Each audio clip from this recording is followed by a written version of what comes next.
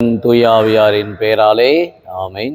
இறையேசுவில் பிரியமான சகோதர சகோதரிகளே, பிப்ரவரி மாதத்துடைய 18ஆம் நாளாகிய இன்று தாயாம் திரு அவை தூய மரிய பெர்னதத்தை நினைவு கூறுகின்றது. 19ஆம் நூற்றாண்டிலே பிறந்தவளாக சாதாரண ஒரு ஏழை குடும்பத்திலே ஆடு மாடுகளை மேய்த்து தன் குடும்பத்திலே தன் பெற்றோருக்கு உகந்த ஒரு பிள்ளையாக வளர்கின்றாள். 13 வயதிலேயே 1858ஆம் ஆண்டு லூர்து நகரிலே ஆடுகளை மேய்த்து கொண்டு இருக்கிற பொழுது தேவமாதா காட்சி கொடுத்து இந்த லூர்து நகரிலே பெர்னதத்துக்கு தன்னை வெளிப்படுத்துகின்றாள்.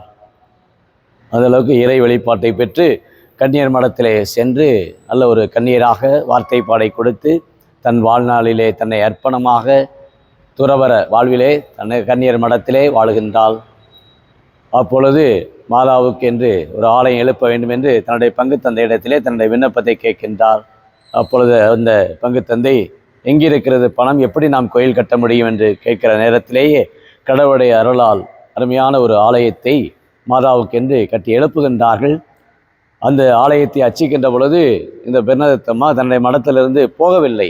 காரணம் இல்லை என்னவென்றால், நான் அங்கு சென்றால் எல்லாருமே என்னை வந்து பார்ப்பார்கள், என்னுடைய இந்த கன்னியருடைய இந்த உடையை தொட்டு என்னை முத்தம் கொடுப்பார்கள், என்னை பெருமைப்படுத்தக்கூடிய காரியமாக இருக்கும். ஆகவே நான் அந்த ஆலய அபிஷேக விழாவுக்கு நான் செல்லவில்லை. மாறாக பரலோக அன்னை தேவமாதா எப்பொழுதுமே மகிமைப்படுத்தப்பட வேண்டும், ஆகவே நான் அங்கு செல்லவில்லை என்று தன்னை வருத்தி கொண்டாள். அந்த அளவுக்கு தன் வாழ்நாளிலே கடவுளுடைய விருப்பத்தை நிறைவேற்றக்கூடியவளாக தூய பெர்னதத் அன்னையினுடைய காட்சியை பெற்று அன்னைக்கு சாட்சி பகர்ந்தாள். இன்றைய முதல் வாசகத்திலே ஆண்டவர் அருமையான நமக்கு ஒவ்வொருவருக்குமே இந்த தொடக்க நூலிலிருந்து மனிதனை உருவாக்கியதன் வழியாக அவர் வேதனைப்படுகின்றார். காரணம், கடவுளுடைய கட்டளைக்கு மாறாக மனிதன் செயல்பட்டதனால், அவன் உள்ளத்திலே தீமைகளை கொண்டு தீய சக்தியுடைய பிடியில் அவன் இருந்ததனால், இதயத்திலே கெட்ட துர்க்க எண்ணத்திலே இருந்ததனால் கடவுள் மனிதனை ஏன் படைத்தேன் என்று அவர் வெறுப்பாக கூறக்கூடிய வார்த்தைகளை பார்க்கிறோம். அதிலும் குறிப்பாக நோவாவினுடைய அந்த ஒரு தூய வாழ்வு, அவர் தன்னுடைய இனத்தை அவர் காத்து தன்னுடைய உள்ளத்தையும் அவர் காத்து ஆண்டவருடைய இரக்கத்தை பெறுகின்றார், மீட்பை பெறுகின்றார். அச்செய்தியிலே பார்க்கிற பொழுது இயேசுவும் சீடர்களை பார்த்து அவர்களுக்கு இன்னும் உங்களுக்கு விளங்கவில்லையா, இன்னும் உங்களுக்கு புரியவில்லையா என்று அவர்களிடத்தில் மீண்டும் மீண்டும் பல கேள்விகளை இன்றைய நற்செய்தியிலே ஆண்டவர் கேட்கின்றார். அவர்கள் பொருளாதாரத்தை மையப்படுத்தி எங்களிடம் அப்பம் இல்லை, எங்களிடம் அப்பம் குறைவாக இருக்கிறது என்று அவர்கள் தங்களுடைய வாழ்விலே அப்பத்தையே அவர்கள் உணவையே பற்றி சிந்தித்து கொண்டு இருக்கின்றார்கள். இயேசு அப்பொழுது சொல்லுகிறார், 5 அப்பங்களை 5000 பேருக்கு நான் பழுகச் செய்தேனே, அந்த 7 அப்பங்களை எடுத்து 4000 பேருக்கு நான் பழுகச் செய்தேனே, உங்களுக்கு இன்னும் விளங்கவில்லையா, புரியவில்லையா? ஆண்டவர் இயேசுடைய அந்த உடனிருப்பை அவர்கள் மறந்து விட்டார்கள். இயேசு எங்களோடு இருக்கின்றார், இயேசு எங்களிடத்தில் பல புதுமைகளை செய்வார், பொருளாதாரத்தையும் கடந்து பல நன்மைகளை புதுமைகளை ஆண்டவர் உருவாக்குவார் என்ற அந்த தன்மைகளை இயேசு மீது நம்பிக்கை கொண்டிருப்பதை மறந்துவிட்டார்கள் சீடர்கள். அதைத்தான் ஆண்டவர் இன்றைக்கு கூறுகின்றார். அந்த பரிசேயரை குறித்து புளிப்புமாவை குறித்து எச்சரிக்கையாக இருங்கள் என்று சொல்லுகிற பொழுது அவர்களால் அது விளங்கவில்லை. அவர்கள் பொருளாதாரத்தையும் உணவையும் சுயநலத்தையும் தங்களுடைய வாழ்வையுமே அவர் சிந்தித்து கொண்டிருக்கிறதை பார்த்து இயேசு வருத்தப்படுகின்றார். அந்த அளவுக்கு இறை ஆற்றல் வெளிப்படுவதை உணரவில்லை.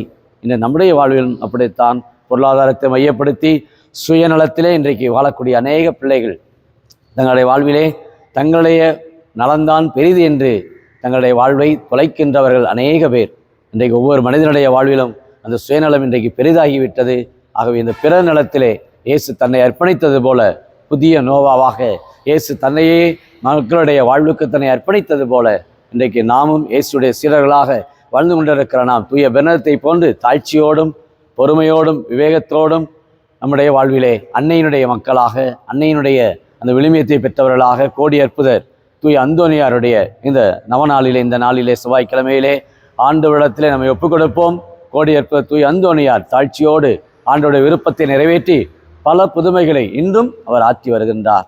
ஆகவே இந்த செவ்வாய்க்கிழமையிலே யாரெல்லாம் தூய அந்தோனியாரிடத்தில் ஒப்புக் கொடுத்து வேண்டுகின்றார்களோ அவரிடத்திலே ஆண்டவர் பல நன்மைகளை கொடுக்கிறார் என்ற இதிலே தாழ்ச்சியோடு இந்த நாளிலே இயேசு நமக்கு கொடுக்கின்ற அந்த வார்த்தைகளை நாம் நம்புவோம்.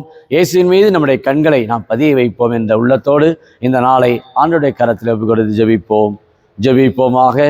அன்பின் பரலோக பிதாவே, அப்பா இயேசுவே, அருமையான இந்த நாளுக்காக நாங்கள் நன்றி கூறுகிறோம். 19ஆம் நூற்றாண்டிலே வாழ்ந்து மரித்த தூய மரிய பெர்னதத்தை போல நாங்களும் அன்னையுடைய காட்சியை ஒவ்வொரு நாளும் பெற்ற மக்களாக 18 முறை தன் வாழ்நாளிலே அன்னையினுடைய வெளிப்பாடுகளை பெற்றிருக்கின்றாள் தூய பெர்னதத், மரிய பெர்னதத்துடைய இந்த திருநாளிலே உம்மை போற்றுகிறோம், உம்மை வாழ்த்துகின்றோம். நாங்களும் எப்பொழுதுமே எங்களுடைய வாழ்விலே இயேசுவின் மீது எங்கள் கண்களை நாங்கள் பதிய வைக்க, இயேசுவை உற்று நோக்கி பார்க்க, இயேசுவிடத்திலே வல்லமையை நாங்கள் ஒவ்வொரு நாளும் நாங்கள் உணர, இயேசு எங்களோடு இருக்கின்றார், எங்களுடைய பயணிக்கிறார் என்பதை நாங்கள் அறிந்து அவருடைய வார்த்தைகளை நாங்கள் எந்நாளும் நாங்கள் விசுவசித்து நடக்க எங்களுக்கு தேவையான கிருபையை என்ற குடும்பத்தில் இன்றைக்கு யாரெல்லாம் இன்றைக்கு வேண்டி ஜெபிக்கிறார்களோ, கோடி அற்புத தூய் அந்தோனியார் இறை வல்லமையோடும் இறை ஆற்றலோடும் பல புதுமைகளை கோடி அற்புதராக இருந்து ஆற்றிக் கொண்டிருப்பது போல இன்றைக்கும் நாங்கள் கோடி அற்புதத்தை அந்தோனியாருக்கு ஒப்புக் கொடுக்கிற அந்த ஜெப வேண்டுதலையும் இந்த நாளைய செவ்வாய்க்கிழமையிலே குடும்ப ஆசீர், குடும்ப நலம் அனைத்து நிறைவாய் கொடுத்து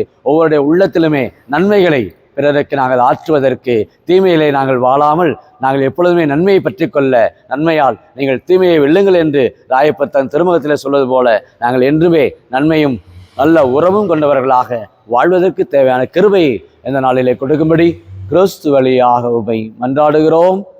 ஆமீன்.